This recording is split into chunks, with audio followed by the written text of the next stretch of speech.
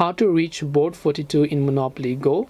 Hey everybody, welcome back to our channel. In today's video I'm going to guide you through the steps on how you can reach board 42 in the Monopoly Go game, so make sure to watch the video till the end. So basically, if you open up Monopoly Go, board 42 can be reached just like you would reach any other board, so that all you have to do is just build landmarks on your current board. So for example, my current board over here is, let's say, certain, and as you can see I have to build 30 landmarks. That all that you have to do is to tap the build over here on the menu, which is the top right hand side of the screen here, and then you'll be able to start working on those landmarks for your respective board. Once you are done with the board, you will be able to ascend to the next one. So all you have to do is to do, regardless of the board that you are on, to reach board 42 is to keep playing around the board using your dice, accumulating wealth and money, and after you get enough money and net worth, you will be able to reach board 42. Since this process is the same across all boards, I'm just going to get enough money to ascend once more, and I'm going to resume the video once I get there to show you. So hope this video helped you guys. If you have got any questions as to how you can reach board 42, feel free to leave them down.